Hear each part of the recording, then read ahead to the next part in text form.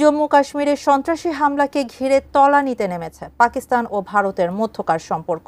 পাল্টাপাল্টি অভিযোগ আর হুমকি ধামকিতে ক্রমেই বাড়ছে উত্তেজনা। এরই মধ্যে সিন্ধু পানি বন্টন চুক্তি স্থগিত সহ পাকিস্তানের বিরুদ্ধে বেশ কিছু পদক্ষেপ নিয়েছে নয়াদিল্লি। প্রতিক্রিয়ায় পাকিস্তানও এমন কিছু সিদ্ধান্ত নিতে যাচ্ছে যার কারণে বিরাট ক্ষতির মুখে পড়বে ভারত। আরও জানাচ্ছেন সহকর্মী শাহাদাত রিফাত।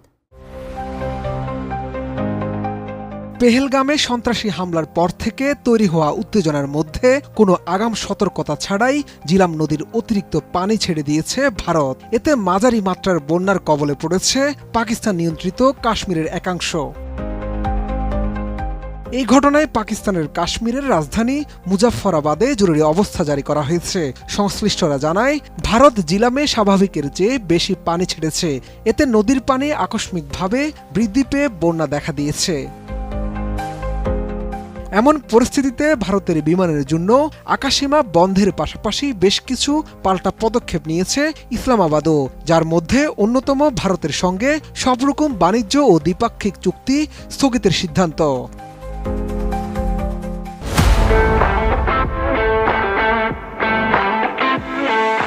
বিশ্লেষকরা বলছেন, পাকিস্তান সরকারের এমন পদক্ষেপে বছরে প্রায় $1.14 বিলিয়ন বাণিজ্য ক্ষতির সম্মুখীন হতে যাচ্ছে ভারত, যা ভারতের জন্য অনেক বড় ধাক্কা হতে পারে।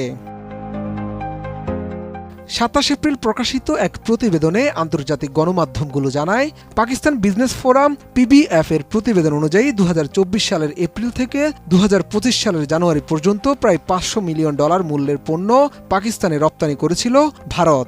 একই সময়ে পাকিস্তান থেকে ভারতে আমদানি ছিল মাত্র $4.2 মিলিয়ন। এছাড়াও জানা যায়, পাকিস্তানের মাধ্যমে আফগানিস্তানে যাওয়া ভারতীয় পণ্যের পরিমাণ প্রায় $640 মিলিয়ন, যা এই বাণিজ্য নিষেধাজ্ঞার ফলে বিঘ্নিত হবে এবং ভারতের বাণিজ্য ক্ষতির পরিমাণ আরও বাড়িয়ে দেবে। PBF সভাপতি খাওয়া মেহবুবুর রহমান বলেন, পাকিস্তান সশস্ত্র বাহিনীকে পূর্ণ সমর্থন জানিয়ে ভারতীয় অগ্রহণযোগ্য প্ররোচনার বিরুদ্ধে দেশের একক ফ্রন্ট গঠন করা উচিত। তিনি আরও বলেন, প্রতি কয়েক বছর পরপর পাকিস্তানকে দোষারোপের পূর্ণ যে অভ্যাস ভারতের রয়েছে তা তারা ছেড়ে দিতে পারবে না। ভারতের এই ধরনের আচরণ তাদের ধৈর্যের সীমা ছাড়িয়ে গেছে। পেহেলগাম হামলা ঘিরে ভারতের অভিযোগগুলোকে অবিচারী মিথ্যা বলে অভিহিত করেছেন ফোরামের সিনিয়র ভাইস প্রেসিডেন্ট আমনা মুনওয়ারা আয়ান। একই সঙ্গে ভারতের কাশ্মীর নীতির তীব্র বিরোধিতাও করেছেন।